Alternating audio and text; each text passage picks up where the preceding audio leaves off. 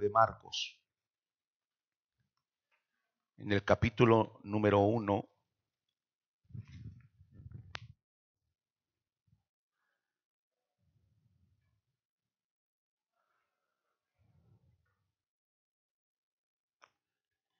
Y vamos a meditar aquí en la parte B de este mensaje. Dice así: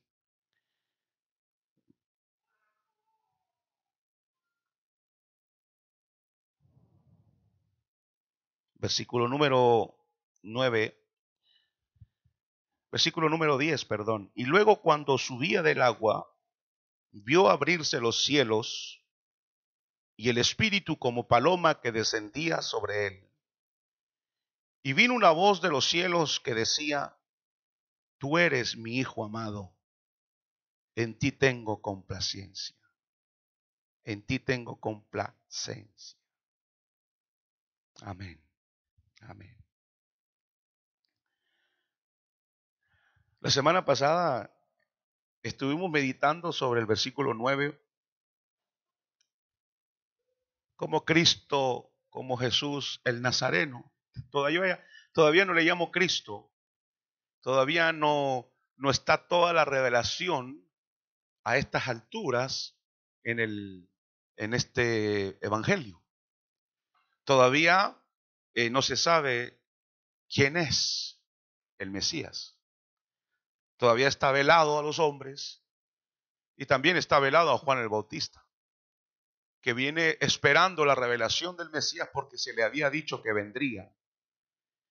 Y entonces, la semana pasada vimos también cómo el profeta Juan el Bautista vivió una vida de tal manera que hacía que la gente tomara conciencia de que Israel se había desviado totalmente del camino del Señor y que ya era necesario salir incluso del templo y ni siquiera regresar ahí.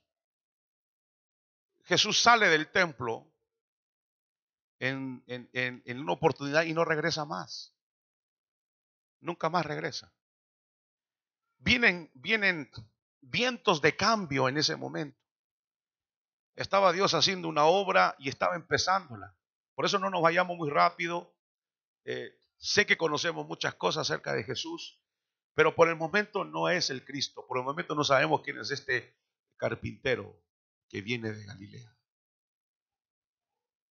Ahora, el Hijo de Dios igualmente va a traer ciertas revelaciones, o va a empezar a traer una revelación nueva.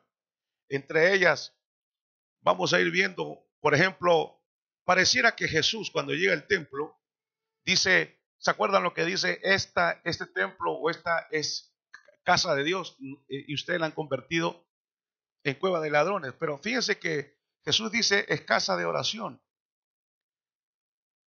Pero no dice esta es casa de sacrificios y de oración. Porque lo era. Estaba establecido por Moisés. Pero ahí pasamos muy rápido, pero nos damos cuenta que el mismo Señor con esas palabras está diciendo, se acabó los sacrificios. Mi casa será llamada casa de oración. Que por cierto, esa idea y esa reforma que el Hijo de Dios empieza a hacer fue la que triunfó, porque hoy día todas partes del mundo hay iglesias y se le llaman casa de oración.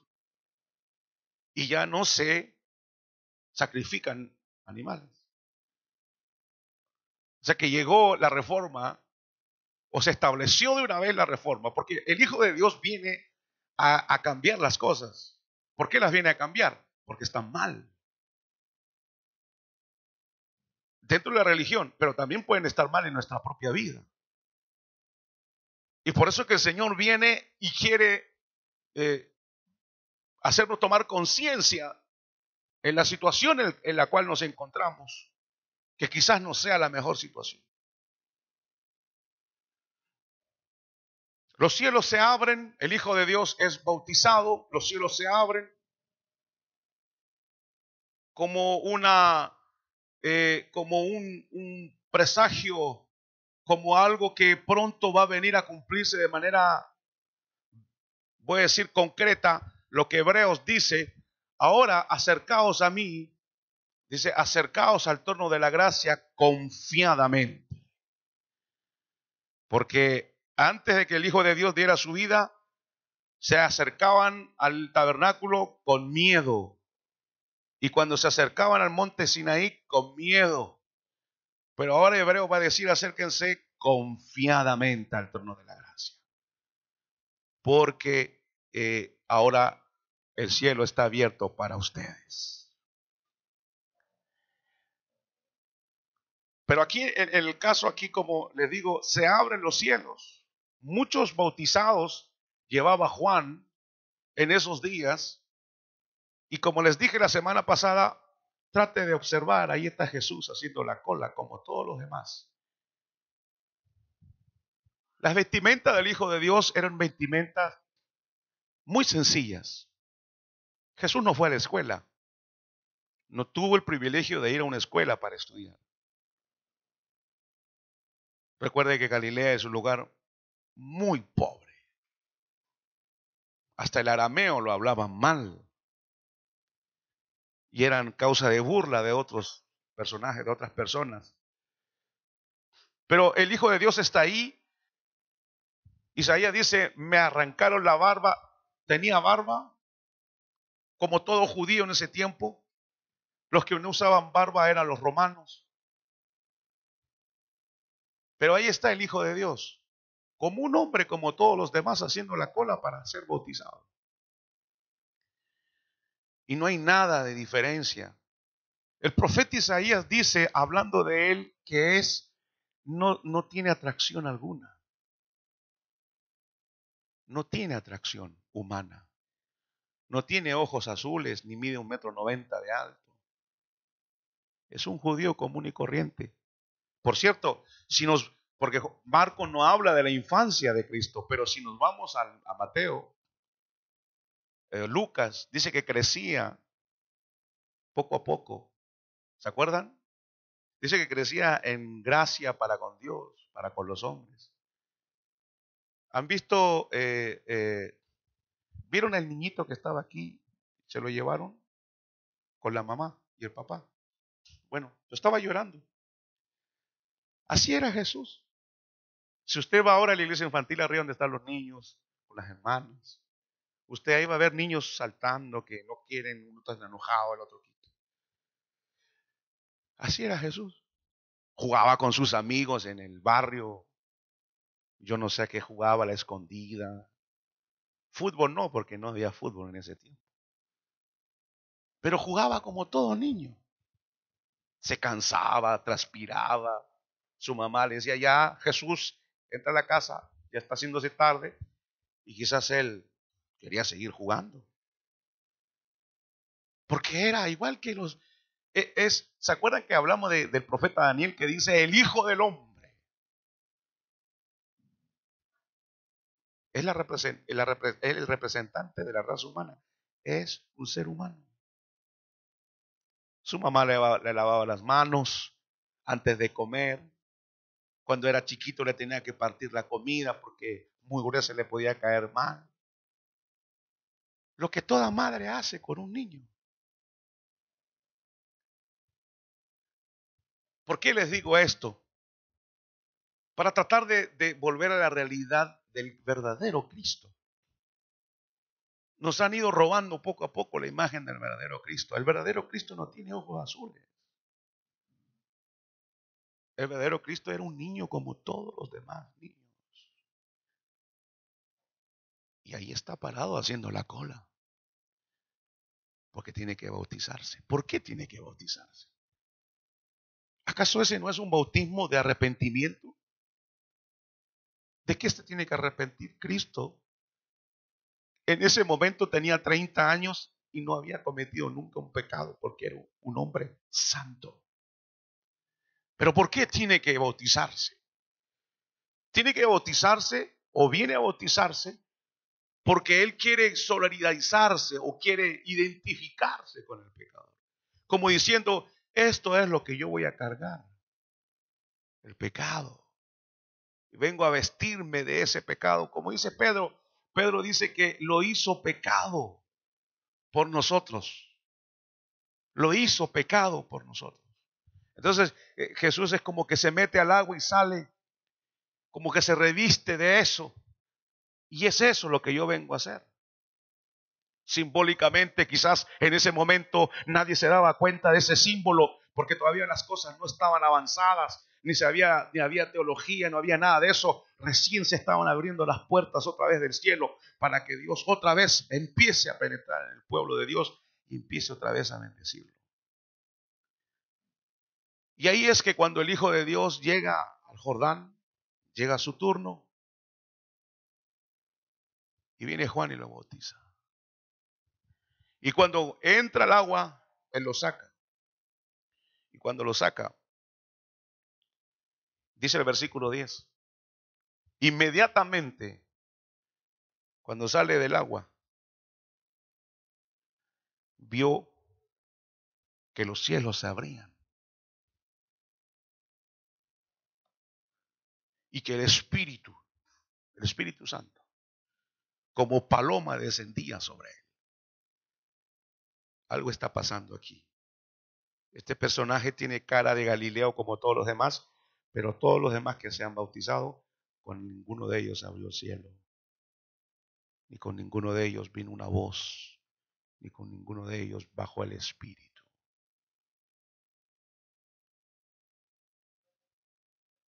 ¿Quién es este personaje?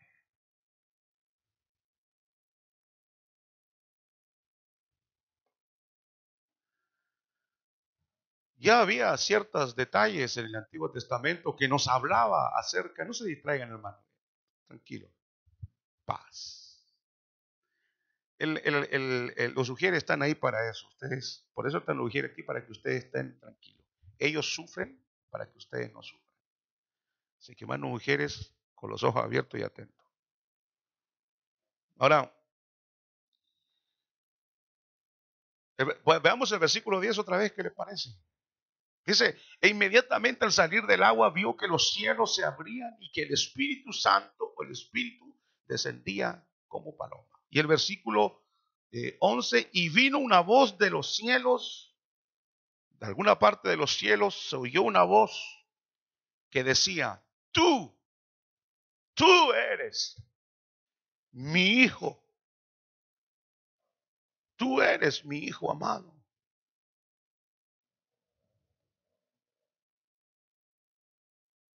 En ti tengo complacencia.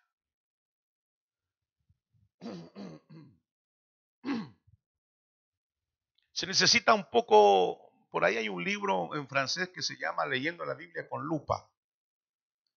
Y se necesita a veces leer la Biblia con cierta lupa para encontrar esa conexión que hay entre el Antiguo y el Nuevo Testamento, porque están conectados. Pero en el Antiguo Testamento encontramos rasgos de algo semejante, que parecía que esto vendría un día.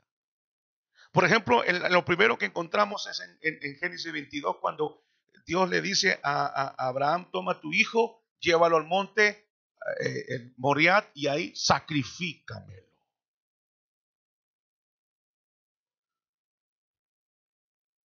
Y cuando ya Abraham va a sacrificar a Isaac, viene un ángel o una voz del cielo que dice, no le hagas daño al niño. Pero esto es paralelo porque ¿cómo lo podemos conectar con esta parte donde Jesús, la voz viene del cielo? Quizás de esta manera. Viene la voz del cielo, viene el ángel, la voz que representa, o el ángel que representa a Dios en ese momento, y le dice, retén tu mano, no lo mates, no le hagas daño. Versus el Nuevo Testamento. Sale el Hijo de Dios del agua, baja la voz del cielo y dice, este es mi Hijo amado en quien tengo complacencia. A él no se detendrá la mano de juicio, sino que caerá y morirá. Abraham, no mates a tu hijo, es el mío que debe morir.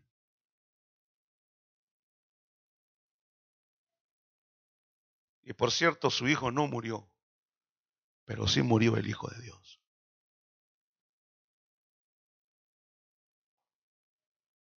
Otra imagen encontramos en Samuel, en segundo Samuel, cuando Dios le habla a David y le dice: yo seré padre para ti o para él, y él será mi hijo. Ahí está hablando de David. Pero Jesús es el hijo de David. Y la promesa a David era que un día Dios iba a poner un rey que nunca iba a acabar con su reinado. Será él como mi hijo.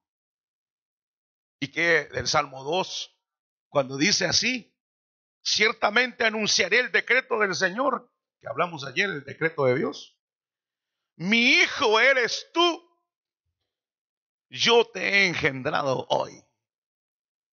Mi hijo eres tú. Y vino una voz del cielo y dijo: este es mi hijo. Es decir, que ahí hermanos, se conjugan, se juntan todas esas partes del Antiguo Testamento, y ahora sí se hace visible, concreto, el plan de Dios. Ahí está el Hijo de Dios, saliendo del agua, y una voz del cielo: este es del que yo hablaba en el Salmo, en Samuel, en la imagen de Abraham con su hijo. Él es. ¿Se acuerdan cuando la Biblia dice que José y María tuvieron que huir porque Herodes quería matar al niño? Y dice ahí Mateo: y se cumplió la palabra de Dios que dice: de Egipto llamé a mi hijo. Porque ellos huyeron a Egipto. ¿Me están escuchando, hermanos? Pero dice: de Egipto llamé a mi hijo. Está hablando de Israel. Dios dice de Israel: Israel es mi hijo, y de Egipto lo llamé. Entonces ahí está aplicando Mateo a Jesús. Cuando va huyendo a escapar por Herodes, dice: como yo decía en el Antiguo Testamento, de Egipto llamé a mi hijo, porque hablaba del pueblo de Dios. Pero en realidad Israel, la imagen de Israel es Jesús. Jesús, te llamo ahora a Egipto para que no te mate Herodes. Entonces, parece que la imagen aquí de Isaías es de Egipto llamé a mi hijo, porque en el Antiguo Testamento, acuérdense, en Éxodo, el pueblo de Dios estaba en Egipto. Y de Egipto llamé a mi hijo, Israel. Entonces Isaías 41 dice: pero tú, Israel, siervo mío eres. Está bien, está hablando de Israel. Tú, Jacob, a quien yo escogí, simiente de Abraham, amigo mío. Pero dice: pero tú, Israel, siervo mío eres. Se aplica a ese momento cuando sale el Hijo de Dios del agua. Siervo mío eres. Mi hijo eres tú. Yo te he engendrado hoy. Ahora fíjense esto. Está aquí un detalle importante. Volvamos a ver otra vez a estos versículos. Dice: vino una voz, versículo 11, de los cielos que decía: tú eres mi hijo. Cuando Dios se revela a Moisés de la zarza, dice la Biblia que le hace una pregunta a Moisés, a Dios. Le dice: bueno, y si Israel me pregunta por tu nombre, ¿cuál es tu nombre? Entonces él viene, el Señor, y dice: diles que yo soy el que soy. Diles: yo soy, te ha enviado. Yo soy el que soy. No sale Dios, o sea, no hay una dualidad. No habla de otro personaje. Él dice: yo soy el que soy. Ahí no hay dualidad. Yo soy el que soy. Pero aquí, volvamos a leer el versículo 11. Dice: y vino una voz de los cielos que decía: yo soy el que soy. No. Por primera vez hay una dualidad. ¿Y qué aparece ahí? Dice: vino una voz del cielo y dice: ¿qué? Ahora aparece un tú. El Antiguo Testamento era yo soy el que soy, pero ahora aparece, se abren los cielos y hay una dualidad. ¿Y qué aparece? Una voz. ¿Y qué dice? Ya no dice solo yo, sino que ahora dice tú. Entonces ahí está dando a entender, Marco no entendió ni papa esto, pero aquí está dando a entender que hay una segunda persona en la divinidad. Yo soy el que soy, uno, y aquí dice, tú eres mi hijo, yo te he engendrado hoy, dice Hebreos. Ahora, fíjense en esto, yo soy el que soy. Entonces, viene, se abre el cielo y dice ahí, tú eres mi hijo. Declara el Padre, tú eres mi hijo. Entonces, aquí tenemos, y el Espíritu Santo. Aquí tenemos tres personajes. La voz que viene del cielo, el Espíritu que viene bajando, el Hijo que está siendo bautizado.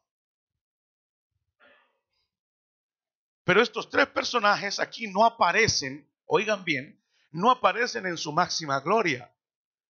La máxima gloria de Dios no es una voz. La máxima gloria del Espíritu Santo no es aparecer como una paloma. Y la máxima gloria del Hijo no es aparecer como un carpintero de Galilea. ¿Qué es lo que está sucediendo aquí? Que las tres personas están apareciendo, hermanos, voy a decirlo de esta manera, están apareciendo vestidos con vestiduras de Salvador. Se han despojado porque cuando se abre el cielo, el pueblo de Israel ahí no gritó, ¡ah, Señor, nos estamos muriendo! Como en el caso de Isaías capítulo 6, que se moría cuando vio a Jehová en su trono de gloria. Porque no mostró Dios en ese momento su gloria, solo se oyó una voz. Esa voz venía a confirmar que había un tú dentro del yo soy. Y confirman el Espíritu Santo y el Padre que ese hombre Galileo que viene de ese lugar pobre, ¿de dónde viene? De Galilea, es el Hijo de Dios. Con vestimentas que no son propias. Porque Dios, el Padre, es más que una voz. El Espíritu Santo es más que una paloma. El Hijo de Dios es más que un carpintero. Pero vea cómo se visten de humildad. ¿Está viéndolo?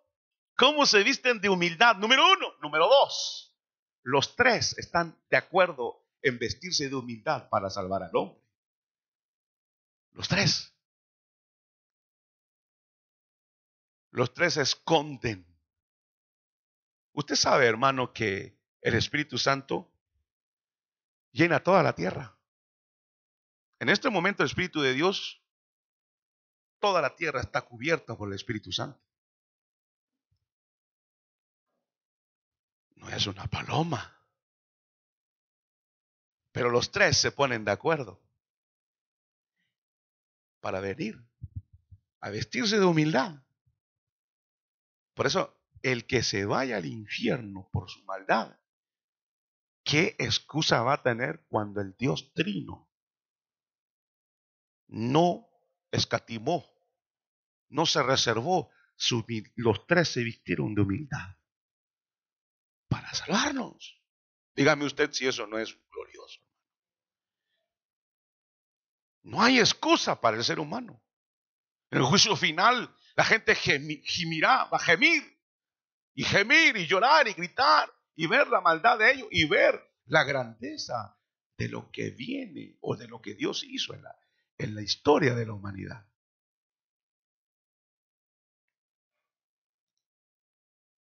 Pero esto también tiene un paralelo en el Antiguo Testamento. ¿Se acuerdan el arca de Noé?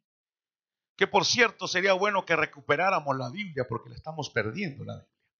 En realidad, hermanos, la Biblia en estos tiempos se está leyendo a mitad y lo que sirve, lo que me gusta y lo que no me gusta, lo dejamos de lado. Pero cuando hablamos del arca de Noé, hablamos de un caballero que tiene barba, de la jirafa, entraron en el arca, paz.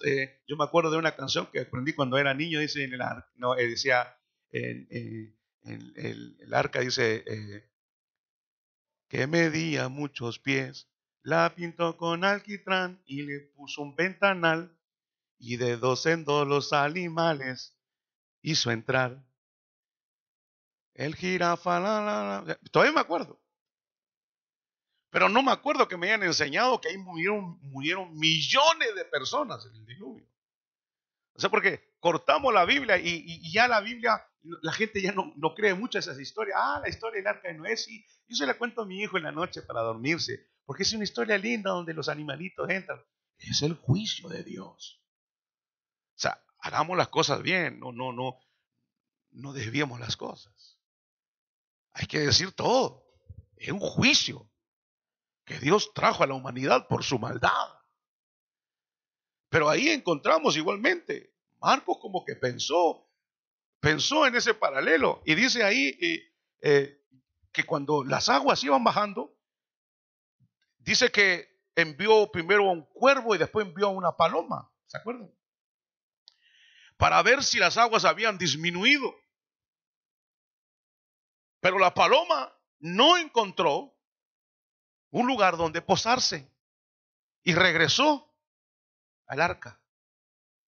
Yo cuando leí ese versículo me saltó a la vista a Cristo. De verdad, cuando yo leí eso, pero aquí está Cristo. ¿Sabe por qué? Porque dice, envió la paloma, buscó un lugar donde posarse y no encontró ninguno. El Espíritu de Dios fue enviado en el Antiguo Testamento a muchos hombres, pero se iba. Porque nadie tenía la santidad que Dios requería para que su Espíritu habitara permanentemente en él. Fue enviado y regresó. Puso a Sansón a matar a 1000 soldados y luego regresaba. Y así.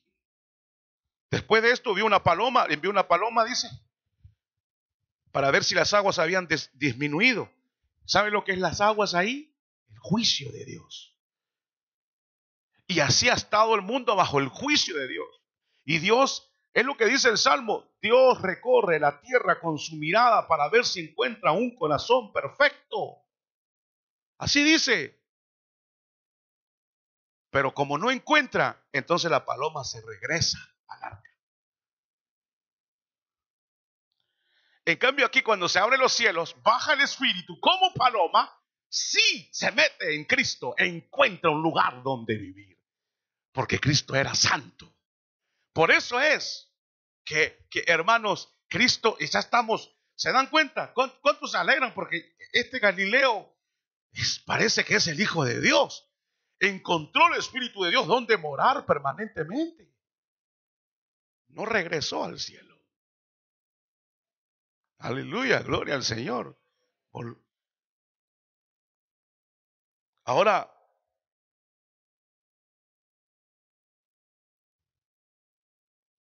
la paloma regresó con un olivo. Cuando regresa después por segunda vez con un olivo en la boca. ¿Y qué señal? ¿Qué era esa señal? Que las aguas habían bajado, es decir, que el juicio de Dios había disminuido. O sea, se estaba yendo ya los efectos del juicio. Pero ¿qué más? ¿Qué más? ¿Qué más? El juicio de Dios fue universal. Toda vida murió. Y al rato o a los días regresa una paloma con una ramita de olivo en el piquito. ¿Qué significa eso? ¿Cómo? Que el olivo no había desaparecido, sabía nadar, hermano. ¿Perdón? Que había tierra. Sí, sí, está bien. Pero algo más. Las aguas habían bajado. Muy bien. Que nuevamente había. Gracias, hermano Aldo. Que nuevamente había regresado la vida.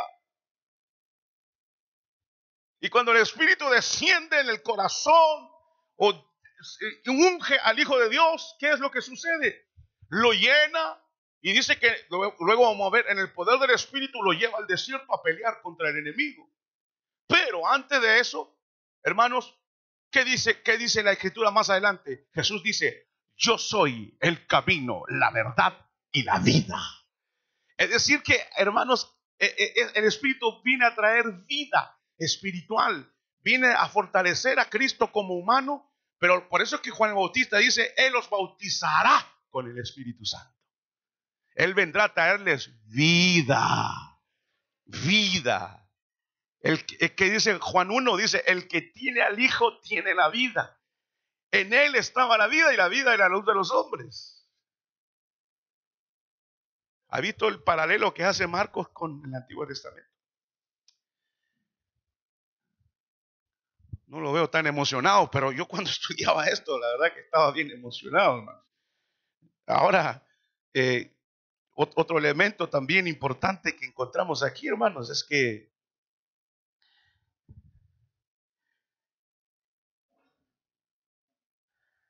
el otro paralelo que hace Marcos mire esto, es con la creación. Génesis 1:1, ¿qué dice? En el principio creó Dios los cielos y la tierra. Y la tierra estaba desordenada y vacía. Y el Espíritu de Dios se movía sobre la faz de las aguas. Ahí hay otro paralelo. ¿Por qué? Porque ahí encontramos al Creador. Dice, y dijo Dios. Ahí está el Padre. Dijo. Juan 1:1 dice que Jesús es el verbo de Dios. Apocalipsis dice el verbo de Dios, Jesús. Entonces ahí ya tenemos 2 y 3. El Espíritu, el soplo de Dios se movía sobre las aguas. Ahí tenemos a 3. Pero ahí la palabra hebrea cuando dice se movía sobre la faz de las aguas, dice revoloteaba. También se puede traducir como que estaba preparando para hacer algo. ¿Qué es lo que? Yo le hago esta pregunta porque hay mucho debate sobre este asunto, pero yo encuentro que es muy sencillo este asunto. La tierra estaba desordenada y vacía, y el Espíritu de Dios se movía sobre la faz del abismo. ¿Por qué estaba desordenada si Dios no hace nada desordenado? ¿Por qué estaba desordenada? Cuando leemos Ezequiel encontramos, Ezequiel y en Isaías, encontramos que había un personaje que ya había vivido en el huerto, que fue creado por Dios llamado Luzbel, y dice, estuviste tú en el huerto, fuiste creado de toda piedra preciosa, jaspe, toda clase. Es decir, que parece ser que antes que esta tierra fuera para el ser humano, aquí quien estaba o quien vivía era Luzbel. Porque dice, estuviste en el huerto y ahí fuiste creado, dice, y las estrellas del cielo que representan a los ángeles de Dios, dice, alababan a Dios por la creación de Luzbel, porque era un personaje extraordinario. Pero ahí, ¿qué pasó? Que entre tanto hubo la rebelión en el cielo. ¿Y qué sucedió? Hubo una guerra.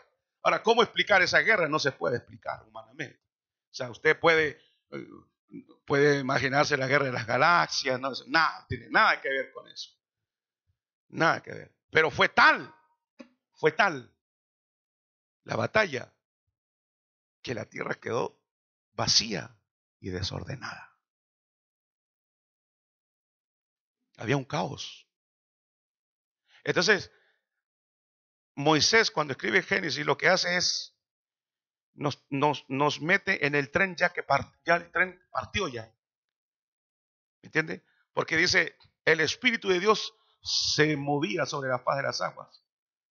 Y uno dice, de repente bajó el Espíritu sobre la tierra, revoloteando. No, sino que había acabado de haber una batalla. La misma palabra usada ahí, que era un caos, es usada también en los profetas cuando habla de lo que quiera después de una guerra, un desastre. Un desastre. Entonces, ¿qué es lo que está haciendo Dios? Está recreando. Pero esta vez el planeta ya no va a ser, hermanos, un planeta para ángeles. Ahora va a ser para el ser humano.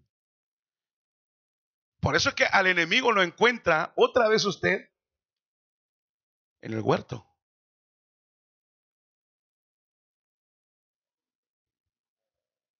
Ahora, fíjense esto. Está el Espíritu de Dios está revoloteando, está preparando algo, está preparando la creación. Y aquí dice, y en el bautismo de Cristo dice que se oye una voz del cielo. Génesis 1 que dice, dijo Dios.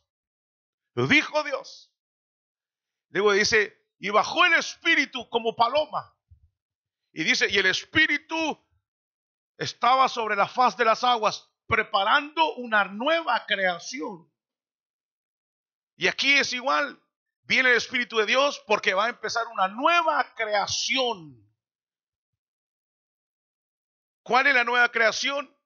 Si no naces de nuevo, no entrarás al reino de los cielos. Esa es la nueva creación, de que Dios nos puede hacer una persona totalmente nueva por el poder del Espíritu Santo. Esa es la idea. Entonces, ese es el paralelo que hace igualmente Marcos. Ahora, no quiero detenerme mucho ahí, solamente eso. Pero hagamos un alto aquí. Hagamos un alto. Abra la Biblia ahí en Juan capítulo 1.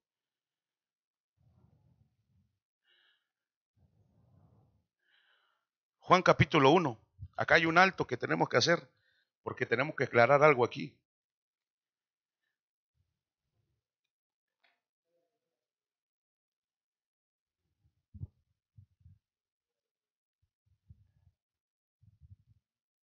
¿Lo tiene ya ahí? Capítulo 1 de Juan dice así, versículo 32.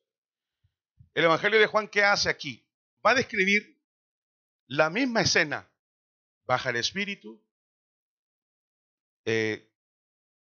Jesús oye una voz. El Padre dice, este es mi Hijo amado. Pero extrañamente Juan describe esta historia, pero de otra manera. Veamos, capítulo 1, versículo 32. Y vamos a explicar por qué la explica así. Verso 32 dice, Juan, el Bautista, dio testimonio diciendo, he visto el Espíritu que descendía del cielo como paloma y se posó sobre él. Y yo no le conocía, pero el que me envió, es decir, el Padre, a bautizar en agua, me dijo, aquel sobre quien veas el Espíritu descender y posarse sobre él, este es el que bautiza en el Espíritu Santo. Y yo le he visto y he dado testimonio, he aquí, este es el Hijo de Dios. ¿Qué está pasando aquí? Pues volvamos otra vez a leer la Biblia con los anteojos de los tiempos de esos días. Y es que el Evangelio de Juan se escribió alrededor de 90 después de Cristo. Es decir, que este Evangelio está escrito después que Marcos hacían ya años que estaba escrito. Y hacían años que el Hijo de Dios se había ido a la gloria. Y hacían años que Juan el Bautista había sido asesinado. Y hacían años que los discípulos de Juan el Bautista siguiendo las instrucciones o las enseñanzas de Juan el Bautista y seguían creyendo que Juan el Bautista era el Mesías. Lo encontramos en Hechos, ¿se acuerda? 19, cuando encuentra a Pablo a algunos discípulos de Juan que ni siquiera habían oído que había Espíritu Santo. ¿Cómo que no? Si Juan vio cuando bajó el Espíritu. Porque, hermanos, otra vez, los domingos pasados que hemos visto, Juan fue un personaje extraordinario.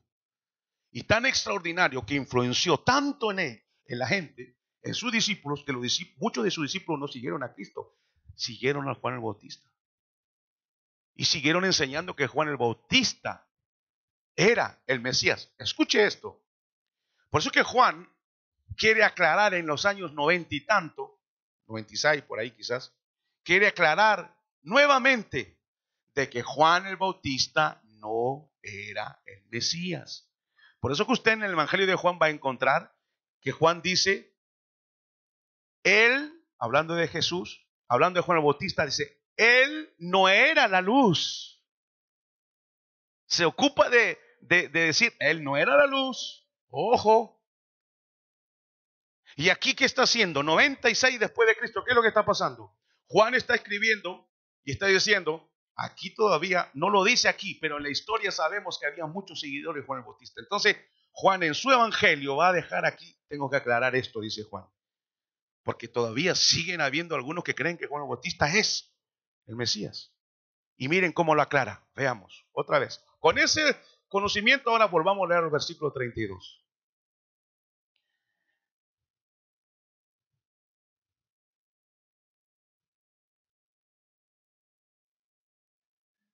Entonces dice, versículo 32. Juan dio también testimonio. ¿Ha visto cómo empieza?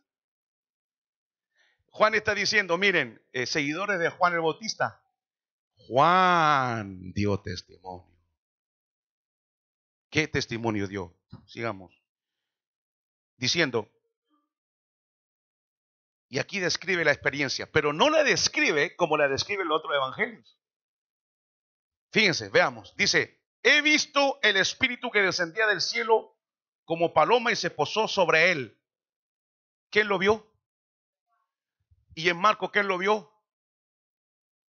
No. Jesús vio cuando descendía sobre él como paloma. Descendía como paloma sobre él. Pero aquí Juan lo que hace es, Juan dijo, seguidores de Juan el Bautista, Juan dijo, ¿qué dijo? Verso 32. Ahora hagamos este trabajo porque no es fácil, pero hagámoslo, es muy sencillo de esta manera. Dice, cuando dice aquí, he visto el Espíritu, ¿quién dice eso? O sea que la experiencia que sucedió ahí, cuando se abrió el cielo y todo, la ponen en la boca de Juan. Y es como si Juan estuviera diciéndole a sus discípulos que le estaban siguiendo, decían, miren, yo vi a Jesús, yo vi el Espíritu bajar sobre él, no sobre mí. Veamos. He visto el Espíritu que descendía del cielo como paloma y se posó sobre quién? Sobre él. O sea que Juan el apóstol hace hablar a Juan el Bautista. Y Juan el Bautista dice, yo vi bajar el Espíritu y se posó no sobre mí, sino sobre él. Seguimos leyendo, verso 33. Y yo no le conocía, pero el que me envió a bautizar en agua me dijo, aquel quien veas el Espíritu descender y posarse sobre él, este es el que bautiza con el Espíritu Santo. En otras palabras, ese es el Mesías. Entonces Juan está diciendo, yo vi bajar la paloma y no se posó sobre mí, se posó sobre él, y el que me envió a bautizar me dijo, cuando tú veas bajar el Espíritu sobre uno, sobre ese que se pose sobre él, ese es el Mesías. ¿Pero quién está hablando aquí? Juan. O sea, la experiencia que Juan el apóstol le pone la experiencia en la boca de Juan el Bautista para que los discípulos de Juan de una vez se conviertan a Cristo. Luego dice, verso 34, y yo le he visto y he dado testimonio de que este es el Hijo de Dios. Él es el Hijo de Dios. Él es la luz, yo no soy la luz. ¿Y cuándo lo escribe esto Juan? 90 después de Cristo. Por eso es él que lo escribe de esa manera. Dije que era un alto. Se acabó el alto. Seguimos ahora. Cerramos el paréntesis. Y veamos. Veamos este detalle también muy importante aquí, hermanos. A veces vamos rápido, a veces hay que ir lento. La idea no es correr, es aprender. ¿Está bien? Pero Mateo no se queda atrás. Mateo escribió por ahí por el año 70 o 80 evangelios. Vaya a Mateo capítulo 3. Espero que vaya anotando, hermano. Quisiera ver su Biblia, cómo estará llena de notas de Romanos. Pasamos, ¿cuánto? 8 años estudiándolo. Espero que Marcos esté, aunque ahora tienen teléfono, no pueden marcar nada los teléfonos. Pero fíjense, Mateo cuando escribe su evangelio, él no se queda atrás tampoco. Vea, capítulo 3, ¿lo tiene ya? Mateo dice así, añade, él habla de la experiencia y añade los versículos 13 y 14. ¿Está bien? ¿Me están escuchando? No duerman, hermano, despertad. Dice así, versículo 13. Entonces Jesús llegó a Galilea, al Jordán, a donde estaba Juan, para ser bautizado por él. Pero miren lo que añade Mateo, para de una vez darle un golpe a los que seguían a Juan el Bautista como Mesías. Verso 14. Pero Juan trató de impedírselo diciéndole, yo necesito ser bautizado por ti. ¿Y tú vienes a mí? Y respondió Jesús. Y respondiendo le dijo, ahora deja ya, dice, conviene que cumplamos toda justicia. Entonces Juan se lo permitió. Mateo también añade algo porque en esos tiempos también andaban las cosas, estamos en el año 80 más o menos. Entonces, ¿qué escribe Mateo? Aquí añade, en esta versión de que Cristo se bautiza, él añade y dice, por cierto, seguidores de Juan el Bautista, que ustedes creen que Juan el Bautista es el Mesías.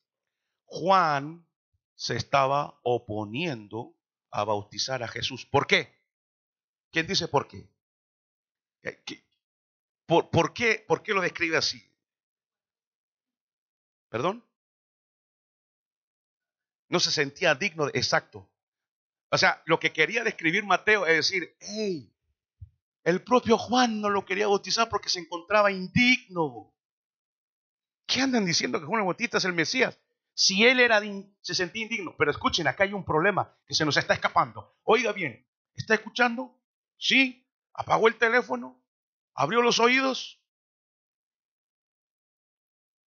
El detalle que se nos está escapando aquí es que si en ese tiempo, si yo bautizo, por ejemplo, a un hermano, en ese tiempo, él se volvía mi discípulo. ¿Me entiende? Entonces, ¿quién bautizó a Jesús? Para los seguidores de Juan, Jesús era discípulo de. Por eso es que Mateo añade y dice, no, si Juan no lo quería bautizar porque decía, tú eres mayor que yo, ¿por qué te voy a bautizar yo si tú eres el Mesías? Se oponía. Por eso añade Mateo ese y le machaca de una vez. O sea, Mateo saca el cuchillo de una vez, ¡fum! Y cuando viene Juan leyó el Mateo, cierto, yo también voy a poner lo mío. Y le pone esa experiencia en la boca de Juan mismo y dice, él es el Mesías, de él bajó el Espíritu. Y Mateo se oponía a Juan porque Jesús no era discípulo de Juan, era todo lo contrario. Incluso Juan dice, el evangelista Juan dice que Jesús era antes que él. Es decir, que Jesús antes de Juan ya existía. Por eso es que se escribe así, para contrarrestar enseñanzas equivocadas. Entonces, hay gente que no conoce bien, entonces no, lo que pasa, mire, acá hay una versión de que se abrió el cielo, bajó la paloma y Jesús fue bautizado. Y aquí en este evangelio y otra versión y en esta y otra versión. Y entonces ve cómo se contradice. No es contradicción, es que responden a una necesidad teológica del momento. Porque se estaba definiendo quién era el Mesías.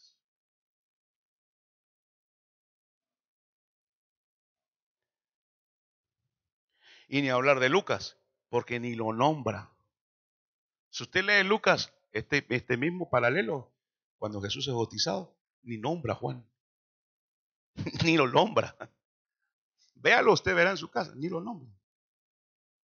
Jesús fue bautizado, salió del agua, aquí ya ni Juan ni aparece. Parece que se bautizó solo. O sea, en otras palabras, dice, no, si Juan era una voz nada más. Jesús es el Hijo de Dios. Volvamos atrás, uy, nos quedan unos poquitos tiempo, unos minutitos más y ya se van a descansar. ¿Aguantan unos minutitos más? De todas maneras no voy a parar hasta aquí. Versículo 11, volvamos al versículo 11. Es una maravilla la Biblia, hermano. La verdad. Si tomamos el tiempo, ella nos habla. Y dice así, verso 11, y vino una voz de los cielos que decía, tú eres mi Hijo amado, en ti tengo complacencia. Escuchen esto. Hasta el momento Jesús no ha dicho ninguna palabra en todo lo que hemos estudiado. ¿Se ha dado cuenta? No ha dicho nada. No dice ninguna palabra. Es más, el Padre habla primero que Jesús. Primero habla el Padre. Y dice, este es mi Hijo amado. Está poniendo en el sello de que Él es el Mesías. Ahora,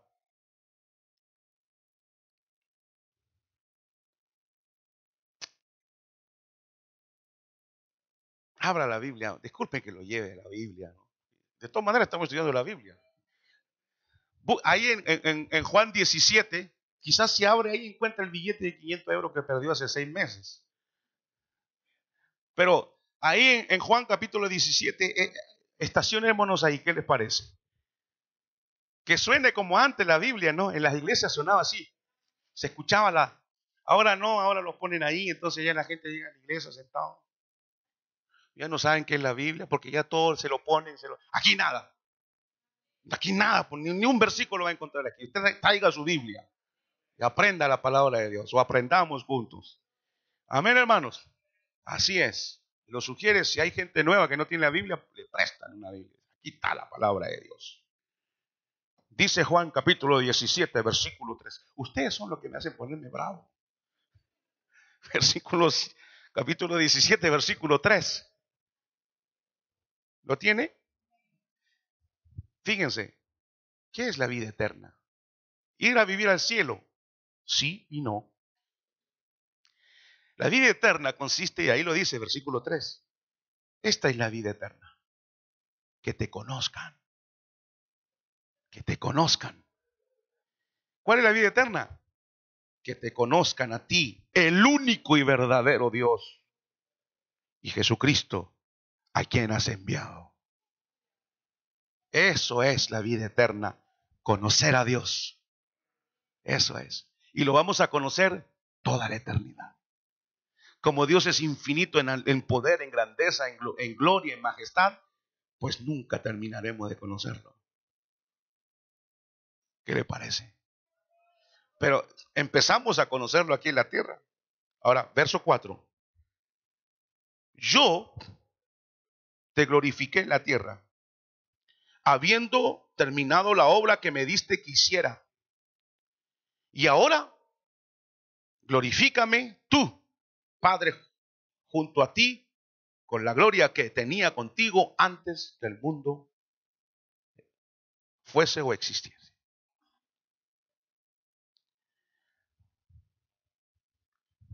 Vea la imagen. Jesús dice, Padre, acabé lo que tú me enviaste a hacer. Te glorifiqué. Cuando yo hacía milagros, decían, gloria a Dios. Cuando yo vine en el pollino y entré en Jerusalén, decían, Hosana al Altísimo. En mí, le dice Jesús, en mi Padre, por mi vida, por mi entrega, por mi enseñanza, por mi vida espiritual. No sé, es un ángel. Il fera. ¿Quién es un ángel? ¿Dónde está? ¿Quién está predicando conmigo? Il fera.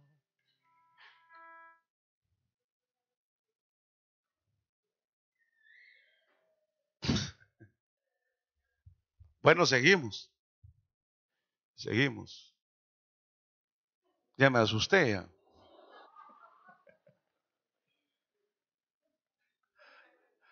Más vale que digamos la verdad del púlpito, aparece el Señor y lo corta a uno. Porque hay que decir la verdad. Entonces, sigamos. A lo mejor el ángel canta y yo predico. Bueno, dice así. Yo te glorifiqué en la tierra. Yo di todo para que la gente dijera gloria a Dios por este hombre llamado el Cristo. Pero fíjense, vea, Jesús dice, acabé la carrera, acabé mi misión. ¿Y qué le pide? ¿Qué le pide? Ahora le dice, Padre, a ti te toca de glorificarme a mí con esa gloria que yo tuve antes. ¿Por qué? ¿Por qué en el seno de la Trinidad está ese diálogo que el uno glorifica al otro y el otro glorifica al otro? Qué extraño. Eso es lo que está pidiendo el Hijo. C.S. Lewis, un gran autor cristiano, C.S. Lewis, que le recomiendo sus libros, él escribió lo siguiente: Dios no es una cosa o algo estático, no es algo que está ahí. Por cierto, todo el universo se mueve, no hay nada estático. Dios no es una cosa o algo estático, pero una actividad dinámica, vibrante, una vida, como un torbellino en movimiento con una danza, guardando, por supuesto, toda reverencia, como una especie de danza. Cuando hablamos de vida en Dios, estamos hablando de movimiento. Jesús dijo, mi Padre trabaja y yo trabajo. Y aquí está el punto, hermanos. Atento que ya terminamos, pero aquí está la clave. En el seno de la Trinidad, Padre, Hijo y Espíritu Santo, se glorifican, se honran el uno al otro. Es lo que dice Jesús aquí.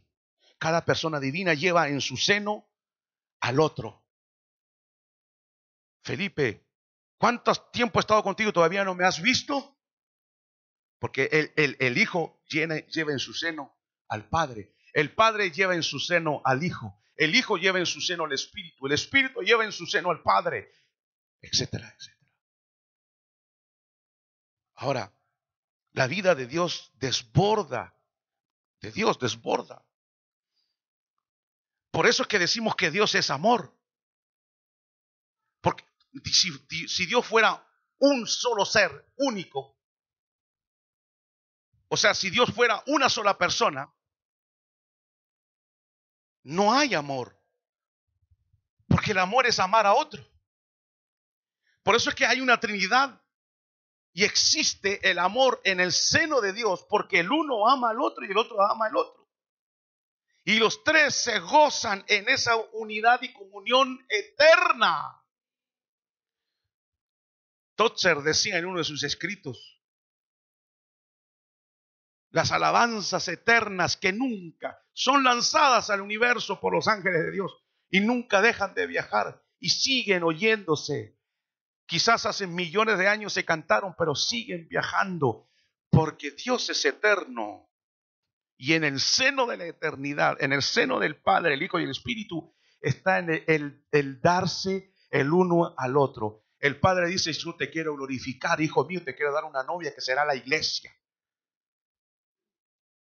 Y luego dice, luego dice Cristo, yo voy a ir a dar mi vida ya y te voy a glorificar, Padre. El Espíritu dice, hey, a mí no me dejen de lado, por decirlo de esa manera. Yo también quiero participar. Y por eso que se abre el cielo.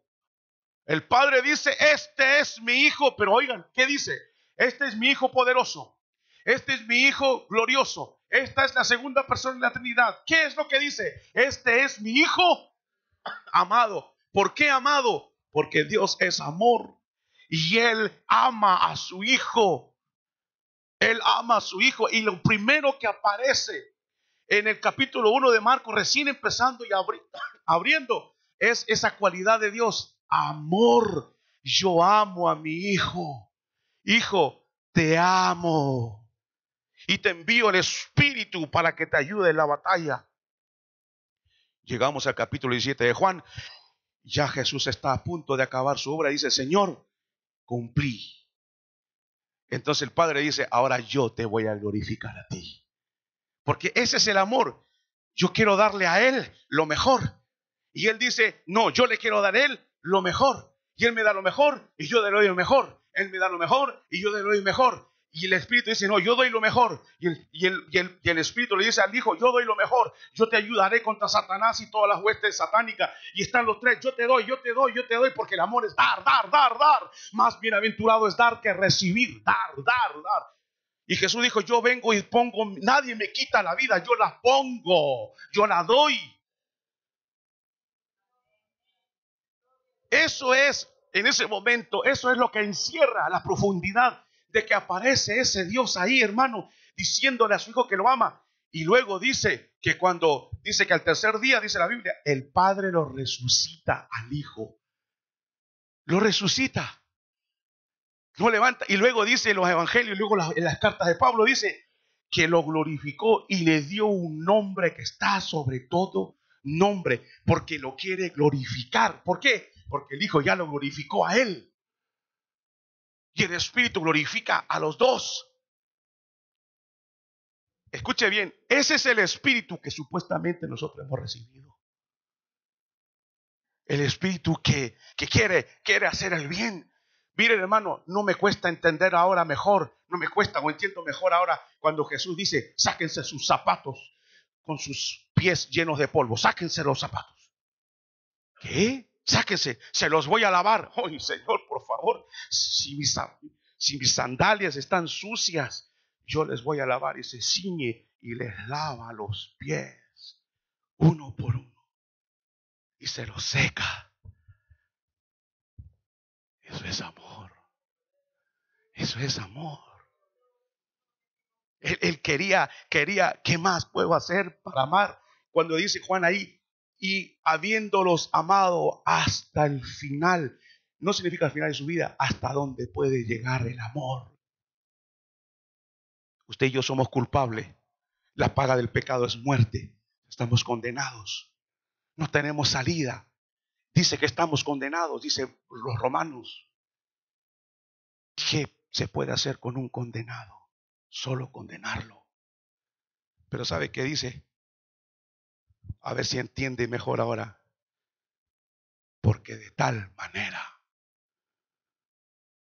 amó Dios al mundo que dio a su Hijo.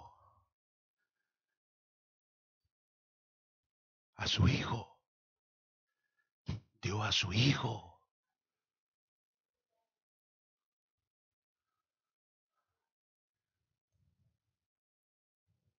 Termino. Se sirven. El Padre le sirve al Hijo. Se glorifican uno a otro sin condición. Incondicionalmente. No espera nada. No está esperando nada. Por eso, hermano, que ahora entendemos mejor. ¿Me escuchan? Por eso es que entendemos mejor los valores que Cristo predicó en Mateo 5, cuando dice, por ejemplo, dice, cuando le hagas bien a alguien, hazle el bien a alguien que no te puede devolver. Porque Él es así. Él hace el bien de manera incondicional. Sirve sin condición.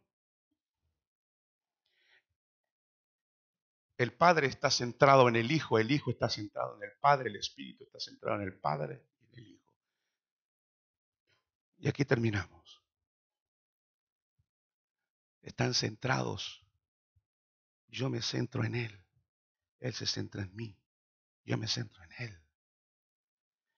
Si Dios fuera egoísta, el Padre se centra en sí, el Hijo en sí, y el Espíritu en sí.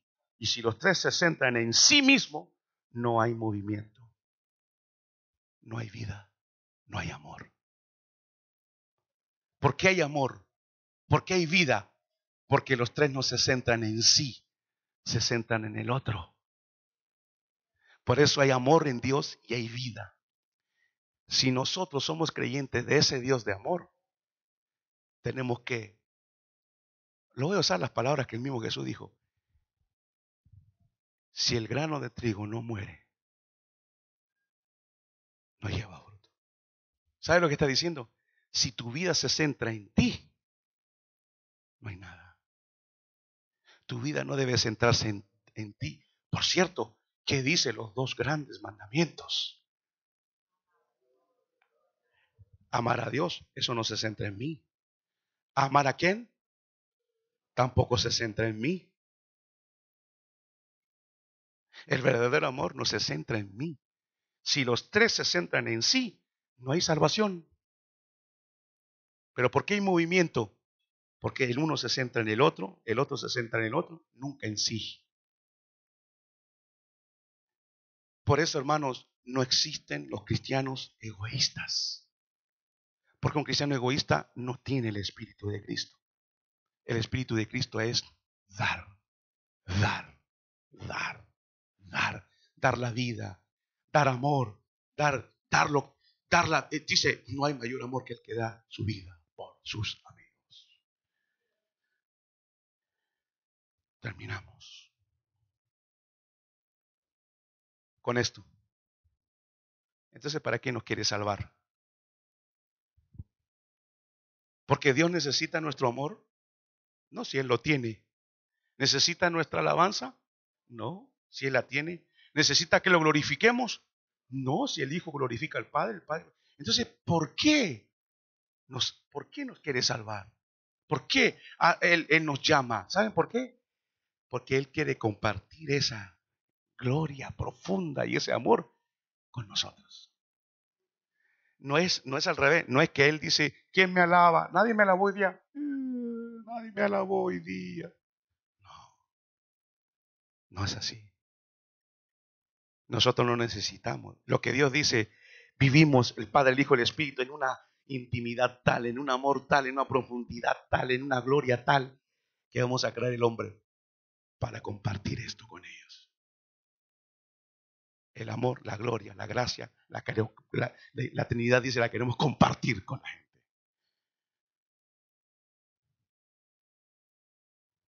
Se abrió el cielo y Jesús fue llamado Hijo de Dios. Y el Padre dice, mi Hijo amado. Y el Espíritu baja para revestirlo de poder. Y los tres, adelante, para salvar a los peruanos, a los ecuatorianos, a los colombianos, a los bolivianos. ¿Qué más? A los venezolanos. Vamos a orar. Señor, te damos gracias por tu palabra. Gracias por tu bondad. Si nosotros como iglesia nos centramos en nosotros mismos, no habrá movimiento, no habrá vida, no habrá amor, no habrá la vida de Dios. Pero si nosotros nos centramos, como dice tu palabra, en el otro, en amar al prójimo, en ayudarlo a que se supere, en enseñarle que la vida quizás es diferente de como la ve, entonces la iglesia tendrá vida, la vida de Dios, porque no nos centramos en nosotros mismos, sino que en el prójimo. Así como tú, Señor, te centraste en tu Hijo, y el Hijo en el Padre y el Espíritu en el Hijo y en el Padre. De esa misma manera, Señor, tú quieres que el Espíritu cristiano esté con nosotros, en medio de nosotros, para que haya vida. Si usted todavía no conoce a Cristo, si usted todavía, el Señor no vive en su vida, en su corazón, jamás tendrá la paz, ni el gozo, ni la salvación, ni la vida de Dios, porque Dios no habita en corazones que todavía no han reconocido la necesidad de Él. Miren, queridos amigos, Dios no nos necesita de nosotros. Somos nosotros que necesitamos de Él. Somos nosotros. Es usted. Y esta tarde el Señor le dice, dame, hijo mío, tu corazón para yo darte lo que vivo eternamente en el seno de la Trinidad. Padre, toca los corazones. Abre los corazones que todavía no te conocen. Dales vida, Señor. Dale esperanza. Dales una nueva vida. Que salgan de esa vida caída. Y que te conozcan, como dices, esta es la vida eterna. Que te conozcan, Dios eterno. Y a tu Hijo, a quien has enviado. Señor, tu bendición sea sobre tu pueblo. Y que esta palabra nos ayude a entender más quién eres tú. Por Cristo. Amén. Bien, hermanos.